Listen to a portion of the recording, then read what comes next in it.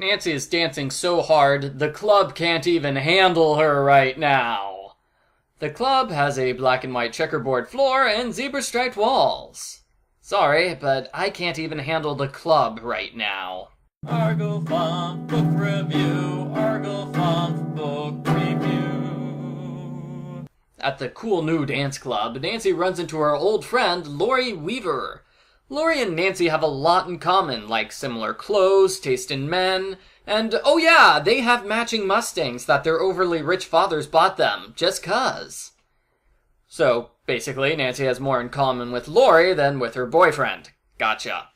Speaking of boyfriends, Laurie's new boyfriend is John Villiers, the DJ who owns the club.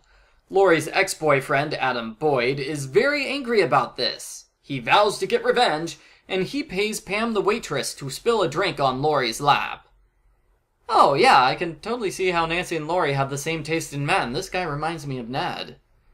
The culprit tries to slash the tires on Laurie's car, but they slash Nancy's tires by mistake. That's reason number 3 why getting matching Mustangs is a bad idea. John starts acting suspiciously. He lies about where he's been, and he has a secret meeting with a criminal. Nancy listens to them for 2 sentences, then walks away because she doesn't want to spoil the ending. Same thing when Nancy finds a stack of checks that John has sent to the criminal. She goes through all of the checks, but doesn't read who they're being sent to. Can we revoke her detective license? Because either she's incompetent or she stopped trying a long time ago. The culprit leaves a noose on Laurie's porch, and they try to drown Nancy at a lake party. Sadly, Nancy can't see who the culprit is because the water is too murky. That makes me wonder why they decided to have a swim party there. All of the various characters are at the lake at this point in time, so nobody can be eliminated from the suspect list. Nancy goes undercover as a waitress, where the culprit almost catches her in a grease fire. Again, all the characters are there, so we can't eliminate any suspects. It's like everyone in this book coordinated their schedules around Nancy's death traps.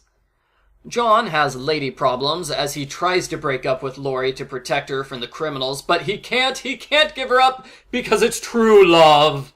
Or maybe he tries to break up with her because he wants to hide the fact that he's making passes at Pam, and he's still getting love letters from his ex-girlfriend Sheila. A fire breaks out at the dance club. Nancy is a superhero, so she braves the fire multiple times to save everyone. First, she saves Pam, then she saves Adam. She goes back a 3rd time to save Laurie, who is locked in the basement. Why does River Heights even bother to have a fire department when Nancy Drew is on the scene? Brenda Carlton is in this book, by the way. I haven't mentioned her yet because she doesn't do much. Mostly she makes nasty comments to Nancy. Brenda publicly airs John's dirty laundry so she can make Laurie cry and use that as a photograph in her newspaper article. Wow, Brenda's a jerk. Laurie is so distraught by Brenda that she storms off angrily, and she gets hurt in a car crash. It is later revealed that her brake line was cut. In the end, Nancy confronts John. He explains that he's in debt to criminals who gave him the money to buy the club. He wasn't able to pay them this month since his taxes were too high last quarter, and the criminals have been causing trouble ever since. As a certified tax preparer, I feel obligated to note that this situation is stupid. John easily could have filed for a tax extension. Or he could have claimed the interest on loan as a business expense. Or he could have, not paid so much in taxes. Sure, that's illegal, but it's a better option than having the mob break his kneecaps, right? John gives Nancy a paycheck at this point, but she doesn't even bother to look at it. She tells him to give it to charity or something. Just in case you needed further proof that this book doesn't know how taxes work. I sincerely hope Nancy gets audited and has to account for this missing paycheck, along with the fact that she spends 200 days a year on vacation. Nancy realizes the culprit is Pam the waitress, who is Sheila Day in disguise. Sheila committed all the crimes because she's still obsessed with marrying John. While Sheila holds John at gunpoint, Nancy sneaks up on her from behind and takes the gun. We end on a sad note, as John decides to leave River Heights for a while to work out his feelings towards Laurie. Hopefully he slaps Brenda Carlton on the way out of town. The end. Post-book follow-up. This author enjoys short scenes, as in 1 to 2 page scenes. Most of the scenes are Nancy talking to her friends or going shopping.